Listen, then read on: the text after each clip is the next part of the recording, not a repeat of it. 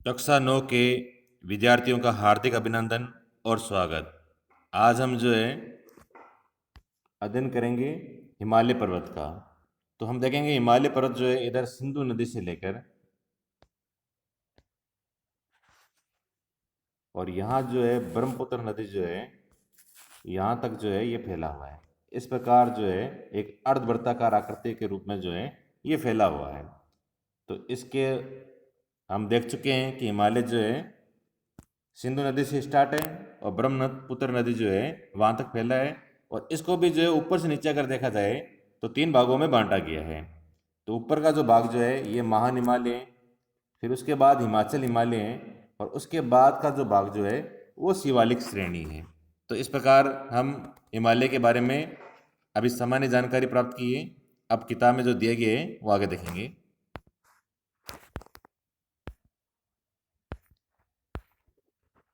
यहाँ ध्यान देंगे अब।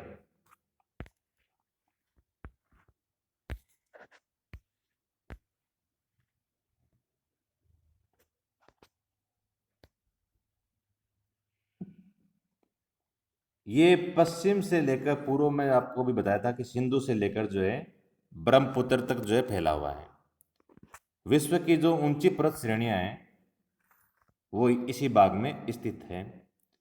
अब इसकी लंबाई जो है, लंबाई मतलब इस प्रकार से इसकी लंबाई कितनी है, तो वो लंबाई है 2400 किलोमीटर। अब चौड़ाई जो है वो एक समान नहीं है। कहीं पर तो ये जो है जैसे कश्मीर वाला भाग जो है वहां तो है 400 किलोमीटर।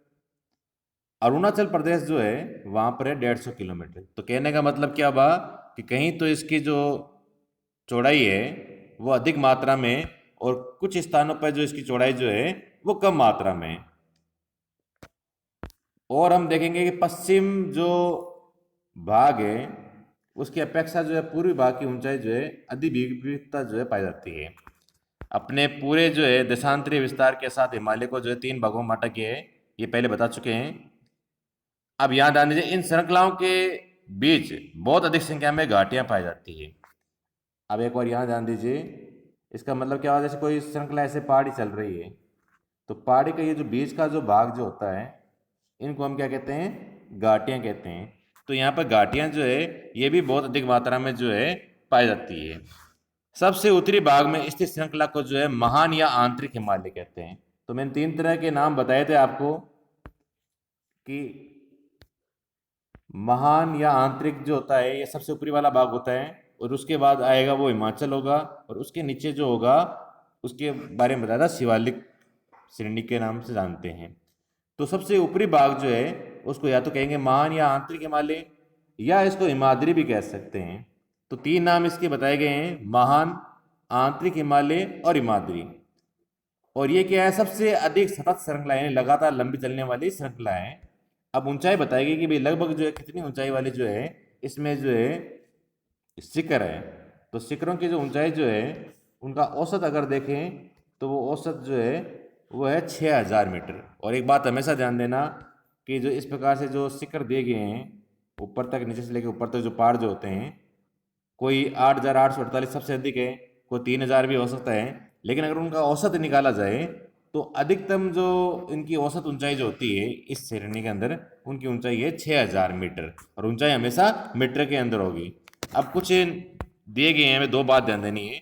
जैसे माउंट एवरेस्ट है, इसकी ऊंचाई कितनी है, 8848 है, लेकिन ये भारत के अंदर नहीं है, ये नेपाल के अंदर है। और कंचनजुंगा जो है इसकी जो ऊंचाई जो है ये 8598 है, लेकिन भारत का सबसे ऊंचा जो है पर्वत श्रृंखला जो है वो कंचनजुंगा होगा। अगर पूरे विश्व में देखा जाए तो वो होगा माउंट एवरेस्ट हिमालय 8848 मीटर। तो ये हमें दो चीज़ों का ध्यान देना है। आगे भी कुछ आंकड़े दिए गए हैं, पर्वतों के नाम दिए गए, शिखरों के नाम दिए गए हैं, उनको आप किताब में देखेंगे। अब यहां ध्यान दीजिए, ये जो नाम दिए गए हैं इनको देखेंगे। महान हिमालय के वलय की प्रकृति जो है असममित है, यानी एक समान जो है इसकी प्रवृत्ति नहीं है। हिमालय के इस भाग का क्रोड जो है ग्रेनाइट का बना हुआ है। ग्रेनाइट का मतलब क्या है? ये जो चट्टानें जो है, ये जिन पत्थरों से बनी हुई है, वो पत्थर जो है ग्रेनाइट के हैं। यह श्रृंखला हमेशा जो है बर्फ से ढकी रहती है। सबसे ऊपरी भाग है, ऊपरी भाग के अंदर बर्फ जमी रहती है, तो इसलिए इस महान हिमालय जो है, इसके ऊपरी भाग पर जो है हमेशा बर्फ ढकी रहती है। इसमें बहुत से हिमालय प्रवाह होता है। हिमालय का मतलब होता है कि इसके द्वारा जो है बर्फ जो है वो पिघलती रहती है और बहती रहती है, तो ये इसके अंदर होता है। एक बार थोड़ा सा यहाँ देख लीजिए कि जैसे ये प्रश्रृंखला है, मान लो ये महान हिमालय है, तो ये इसका महान हिमालय का ऊपरी भाग जो है ये बर्फ से जो है ढका रहता है, और ये बर्फ वगैरह पिघलती है तो हिमालय के रूप में जो है ये प्रवाह जो है ये होता रहता है। अब आगे देखेंगे, हिमाद्री के दक्षिण में स्थित श्रृंखला सबसे अधिक जो है असम है। यानी नीचे के भाग की जो हिमाद्री के जो श्रृंखलाएं आती है, जिनको हम क्या कहते हैं, हिमाचल या निम्न हिमालय कहते हैं। तो ये हिमाचल या जो निम्न हिमालय जो है, ये जो है अधिक या असम यानी एक समान नहीं है श्रृंखलाएं। श्रृंखलाओं का मतलब समझिए, जैसे एक पहाड़ी हो गई, ये श्रृंखला हो गई, ये श्रृंखला हो गई, तो ये इस तरह से आगे जो चलती है, ये श्रृंखलाएं जो है वो असीमित है, समान नहीं है।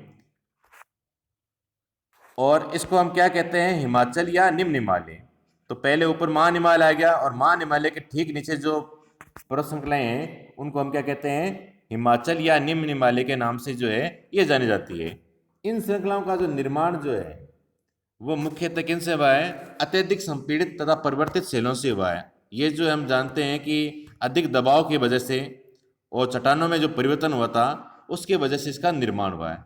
अब जो ये मान हिमालय के बाद जो हिमाचल हिमालय है या निम्न हिमालय है, इसकी ऊंचाई दी गई है कि ये 3700 मीटर जो है, ये तो इसकी ऊंचाई है। यहाँ से लेकर 4500 मीटर के बीच, यानी कहने का मतलब क्या हुआ कि इनके बीच में 3700 से लेकर 4500 मीटर की ऊंचाई वाले जो है पर्वत जो है यहाँ पाए जाते हैं। औसत चौड़ाई जो है ये है 50 किलोमीटर, और जो चौड़ाई जो है वो है 50 किलोमीटर। जबकि पीर पंजाब श्रृंखला सबसे लंबी तथा सबसे महत्वपूर्ण श्रृंखला है। धौलाधर एवं मान श्रृंखलाएं भी, महाभारत श्रृंखलाएं भी महत्वपूर्ण है। अब थोड़ा यहाँ ध्यान दीजिए, हमने जो है ऊंचाई से नीचाई तो देख ही लिया था। अब मान लीजिए ये हिमाचल हिमालय जो है, मान लो ऐसा हो, और यहाँ ऐसे ऐसे पहाड़ी है, एक पहाड़ी ऐसे है पश्चिम से पूरी, एक ऐसी श्रृंखला है और एक श्रृंखला ऐसी श्रृंखला है। तो ये जो पहली वाली जो श्रृंखला जो है इसको हम क्या कहते हैं, पीर पंजाल कहते हैं। ये जो बीच वाली जो श्रृंखला जो है इसको हम धौलाधर कहते हैं, और इधर पूर्व की साइड में जो श्रृंखला जो है उसको हम क्या कहते हैं, महाभारत के नाम से जानते हैं। तो पश्चिम से पूर्व की ओर भी जो है हिमाचल जो श्रृंखला जो है इसको 3 भागों में बांटा गया है। सबसे पश्चिम में जो है उसको हम कहते हैं पीर पंजाल, मध्य में जो स्थित है उसको हम कहते हैं धौलाधर, और सबसे पूरी दिशा के अंदर जो है उसको हम क्या कहते हैं, महाभारत के नाम से जानते हैं। और ये सब हिमाचल हिमालय के ही भाग है। आगे ध्यान देंगे हम, इसी श्रृंखला में कश्मीर की घाटी तथा हिमाचल की कांगड़ा व कुल्लू की घाटियां स्थित हैं। यानी पहाड़ों के बीच में जो भूमि जो है उस भूमि को जो है एक जम्मू कश्मीर वाले भाग के अंदर उसे कश्मीर की घाटी कहते हैं, और हिमाचल प्रदेश जहाँ आता है वहाँ इन्हीं पहाड़ों के बीच की जो घाटियाँ जो होती है उनको कांगड़ा व कुल्लू की घाटी कहते हैं। और पहाड़ों के नगर तो है ही, क्योंकि चारों तरफ पहाड़ ही पहाड़ है, इसलिए पहाड़ी नगरों के नाम से भी इनको जो है वो जाना जाता है। हिमालय की सबसे बाहरी श्रृंखला को शिवालिक कहा जाता है। बाहरी श्रृंखला का मतलब क्या गया, सबसे ऊपर हमने देखा था जो पहाड़ियाँ जो थी मान लीजिए इस प्रकार से हैं, तो ये मान हिमालय की थी।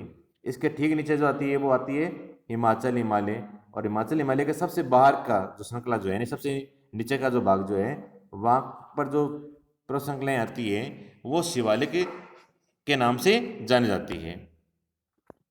अब ये जो शिवालिक की जो श्रृंखला जो है इसकी चौड़ाई बताई गई है कि ये 10 से 50 किलोमीटर, कम से कम 10 हो सकती है, अधिक जो है 50 हो सकती है। इनके बीच में जो है इन्हें पहाड़ों की जो चौड़ाई जो है है, तथा ऊंचाई जो है ये 900 से लेकर 1100 मीटर के बीच है।